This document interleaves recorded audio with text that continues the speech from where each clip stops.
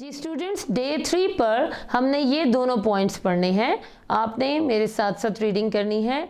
This is Nadia, this is Nadia. ये जो picture है ये नादिया की है, ये नादिया है। वो कह रहे हैं दिस इज़ नादिया, ये नादिया है। अब नीचे देखिए कुछ पिक्चर्स दी हुई हैं। ये क्या है? Purse, purse, drawing, drawing, an envelope, an envelope, envelope, envelope, envelope, envelope।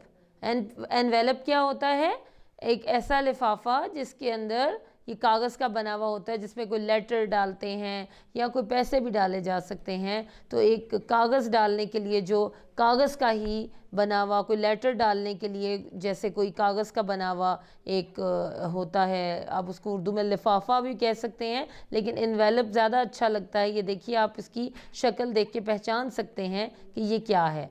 और अगली पिक्चर है रिंग, रिंग, रिंग अंगूठी को कहते हैं। तो पर्स, पर्स की तस्वीर है। ड्राइंग, एक ड्राइंग की तस्वीर है। एन एनवेलप, एनवेलप की तस्वीर है। रिंग, एक अंगूठी की तस्वीर है। These are Nadia's things, these are Nadia's things. ये जो एपोस्ट्रॉफी एस है, या इसको आप कॉमा और एस भी कह सकते हैं, लेकिन इसको एपोस्ट्रॉफी एस कहते हैं। अगर ये आप नहीं लगाएंगे तो फिर आपका जुमला मुकम्मल नहीं होगा। इसका मतलब होता है का या की। तो अब यहाँ हम कह रहे हैं दीज आर नादियाज थिंग्स, ये नादिया की चीज़ें हैं। तो नादिया की कहने के लिए ये एपोस्ट्रॉफी एस लिखा गया है, इसको बोलना भी होता है। These are Nadia's things, they are hers, they are hers, they are hers. तो अगले पे चलिए, अगली पिक्चर पर। This is Nasir, this is Nasir, ये नासिर है। और अब ये पिक्चर्स देखिए। काइट, काइट, रूपी, RUPEE, रूपी, रूपी, रूपी, 1 रुपए का कॉइन है। और अगली तस्वीर देखिए। जंक, JUNK, जंक, जंक, ये एक कश्ती है जो उसके पास है, कोई टॉय है। और मैप, मैप, मैप, और एक नक्शा। These are Nasir's things, these are Nasir's things, ये नासिर की चीज़ें हैं। They are his, they are his. तो स्टूडेंट्स, ये पूरा जो हिस्सा है, ये दोनों पिक्चर्स और इनकी आगे डिटेल्स, ये आपकी डे 3 की रीडिंग है। आपने इस पूरी रीडिंग को बहुत अच्छी तरह से सुनना है और इसको आपने याद भी करना है। सुन के आपको भी रीडिंग करनी आ जाएगी।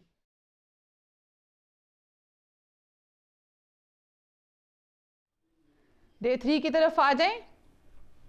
ये भी वही है जो आपने पीछे टेबल पढ़े। डे 3 में भी हमने इसको, अब हमने इसको नंबर्स में लिखना है, रोमन नंबर्स, इनको अरेबिक नंबर में लिखना है। ये क्या है? 1 2 3, तो ये क्या है? 3। ये क्या है? 5 and 1 6। ये क्या है? 5 6 7 8। ये क्या लिखा हुआ है? 2। फिर ये क्या है? 16। ये क्या है? 1। ये क्या है? ये तो 6 था, तो ये 5 और 1। मैंने आपको बताया था कि जो लेफ्ट साइड पे 1 अगर लिखा जाएगा तो ये माइनस, यानी 5 और में से 1 माइनस करिए। ये क्या है? 4 लिखा हुआ। 4 ऐसे लिखते हैं, IV 4। ये क्या है? 12।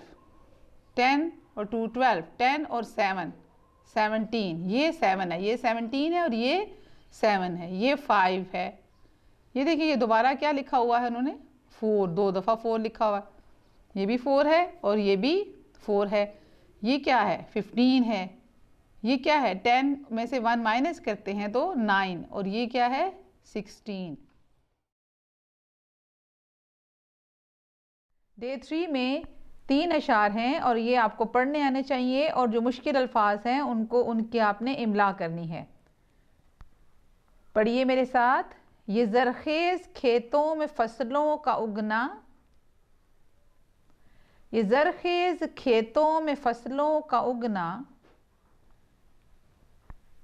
कि मखलूक जिससे भरे पेट अपना, कि मखलूक जिससे भरे पेट अपना। घटाओं का आना ये बारिश बरसना, घटाओं का आना ये बारिश बरसना, ये बागों में खुश रंग फूलों का खिलना, ये बागों में खुश रंग फूलों का खिलना। ये सब नेमतें हमको अल्लाह ने दी हैं, ये सब नेमतें हमको अल्लाह ने दी हैं, बड़ी रहमतें अपने बंदों पे की हैं, बड़ी रहमतें अपने बंदों पे की हैं। ये प्रोफेसर आरिफ गौरी की खूबसूरत हम्द है। आपने इसको जितना कहा गया है उतना ज़ुबानी याद करें और बाकी आपको पढ़नी आनी चाहिए। डे 3 में हमने पढ़ना है अस्तग़फिरुल्लाह, अस्तग़फिरुल्लाह, अस्तग़फिरुल्लाह। इसकी ट्रांसलेशन है O Allah forgive me, O Allah forgive me, FOR GIVE give, forgive me.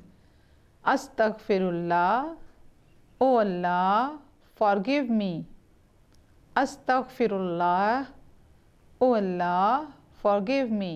इसको आप याद कीजिए और अपनी नोटबुक पे नोट कीजिए। ये स्टूडेंट्स, अब हम डे 3 की रीडिंग करेंगे। डे 3 पर हम अपने मज़ीद सेंस ऑर्गन्स को डिस्कस करेंगे, जिसमें नोज़ है, टंग है और स्किन है। तो अब हम पढ़ते हैं नोज़ के मुतालिक। Many things give off smells, many things give off smells, scents, SCENTS, scents, and ODOURS, odors, odors. Many things give off smells, scents and odors, odors. Smells क्या होती हैं? जैसे कोई बैड स्मेल होती है। सेंट्स क्या होते हैं? खुशबुएं। और डोर्स भी हर तरह की खुशबू को कहते हैं, स्मेल को कहते हैं, अच्छी बुरी हर तरह की। These smells travel through the air, these smells travel through the air. The nerves in the nose receives these smells, the nerves in the nose receives these smells. The brain tells us if the smells are pleasant or not.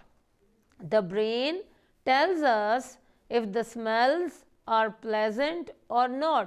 तो हमारा brain हमें ये बताता है कि जो smells हमें आ रही हैं वो अच्छी हैं, खुशगवार हैं या नहीं हैं। हमारा नेक्स्ट सेंस ऑर्गन है टंग, TONGUE, टंग। टंग क्या होता है? ज़ुबान। ये आपको नज़र भी आ रही है। The tongue helps us to taste things, the tongue helps us to taste things. ये जो ज़ुबान होती है ये हमें चीज़ों को चखने में हमारी मदद करती है। The tongue is covered with tiny pores, the tongue is covered with tiny, TINY, tiny, बहुत छोटे छोटे pores यही होते हैं जो स्किन के ऊपर हमारे बहुत ना नज़र आने वाले ये स्किन के ऊपर pores होते हैं। The tongue is covered with tiny pores which taste different things, which taste different things.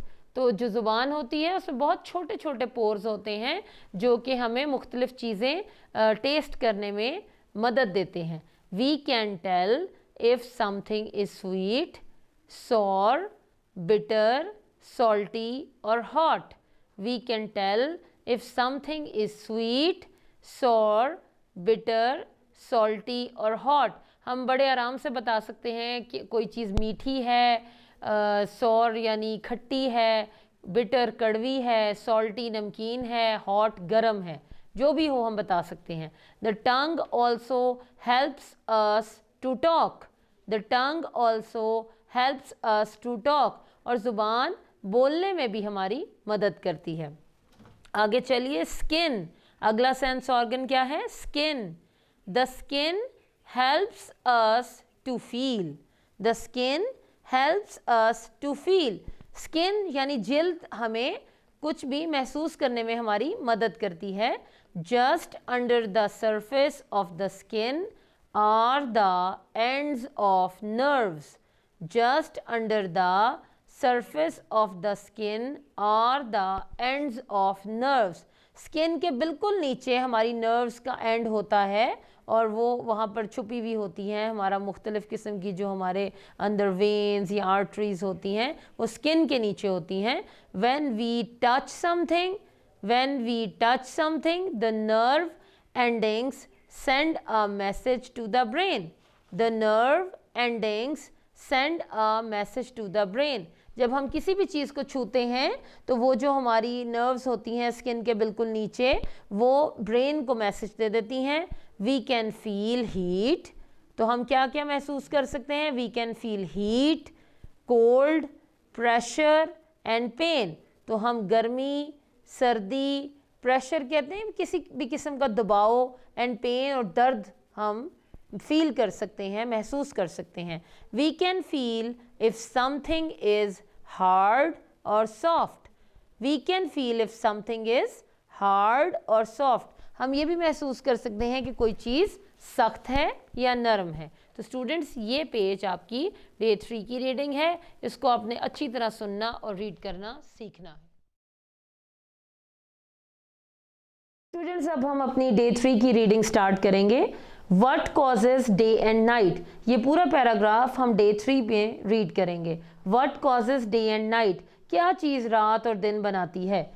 Early in the morning we say the sun is rising। हम सुबह सुबह कहते हैं सूरज तुलू हो रहा है। In the evening we say, शाम के वक्त हम कहते हैं the sun is setting।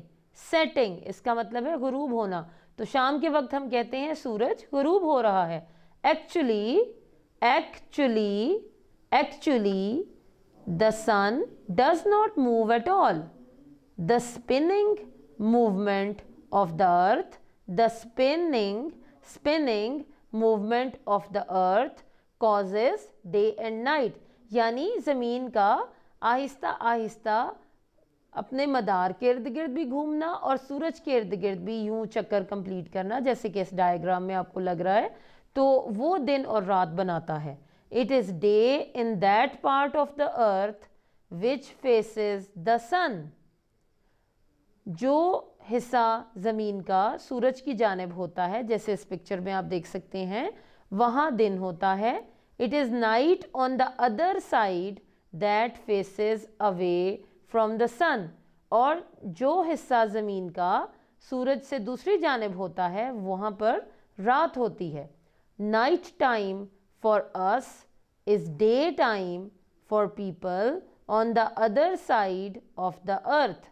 Other side of the अर्थ, तो जहाँ रात होती है, अगर यहाँ रात है तो कुछ दुनिया में ऐसी जगह हैं, लोग होंगे जहाँ जिस वक्त हमारे यहाँ रात है वहाँ दिन है। तो स्टूडेंट्स, ये पूरा पैराग्राफ आपकी डे 3 की रीडिंग है। 1642, the Pascaline was one of the first machines used for counting.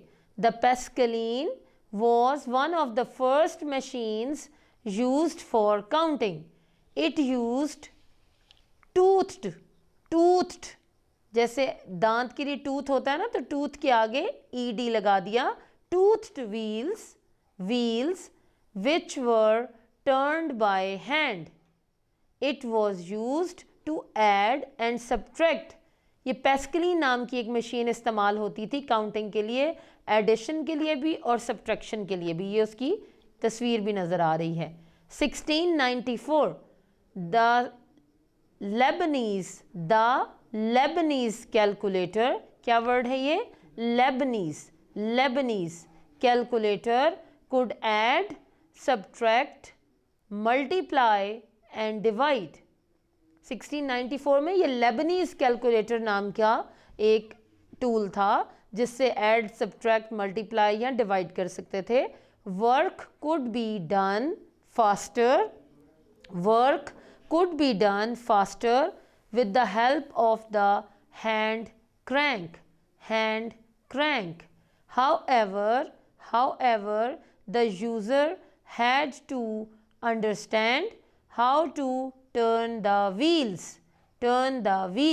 तो लेबनीज कैलकुलेटर की भी ये तस्वीर है, आप देख सकते हैं। इसके ज़रिए भी काम किया जाता था, काउंटिंग का, एडिशन का, सब्ट्रैक्शन का, मल्टीप्लिकेशन और डिवीजन का। तो स्टूडेंट्स, इस पेज की रीडिंग आपने डे 3 पर करनी है।